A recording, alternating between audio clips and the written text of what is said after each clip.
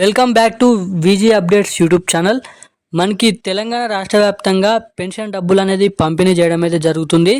ఎవరైతే అర్హులై ఉన్నప్పటికీ కూడా ఇప్పటివరకు పెన్షన్ డబ్బులు మీ పెన్షన్ ఖాతాలో జమ కాకపోతే ఏం చేయాలి, మనకి రేపు ఎల్లుండి దాని తర్వాత రోజు కానీ మనకి ఈ రోజు కానీ మొత్తంగా ఎన్ని జిల్లాల లిస్ట్ అనేది విడుదల కావడం అయితే జరిగింది, ఏ జిల్లాలలో ఈ పెన్షన్లు జమ చేస్తున్నారో ఈ వీడియోలో మీకు అప్డేట్ అనేది అందించడానికి ఈ వీడియో అనేది చేయడం అయితే జరుగుతుందండి.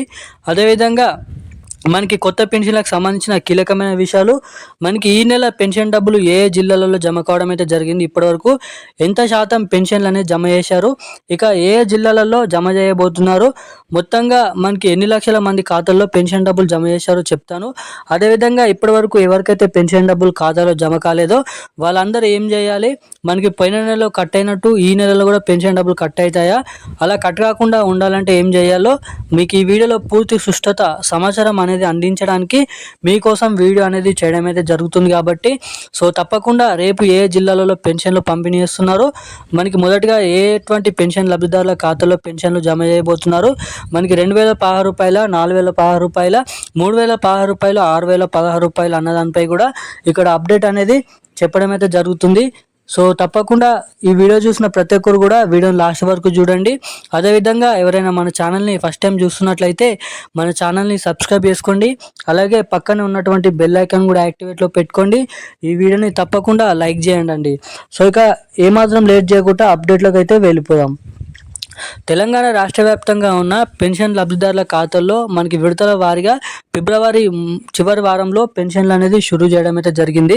ఇక మనకి మార్చి నెలలో కూడా పెన్షన్లు కంటిన్యూ చేసుకుంటూ రావడం అయితే జరుగుతుంది.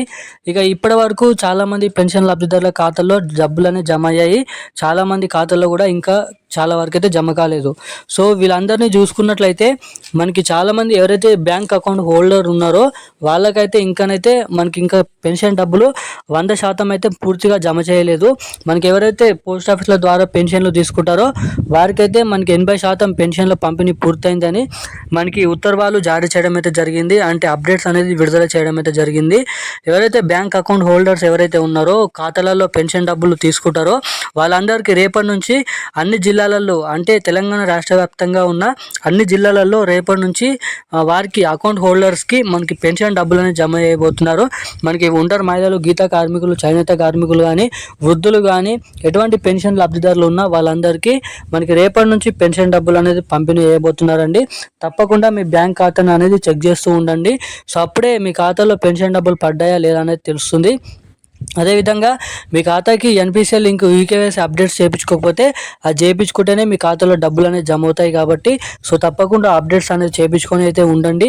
సో అప్పుడు మీ ఖాతాలో పెన్షన్ డబ్బులు రేపు జమ అవుతాయి.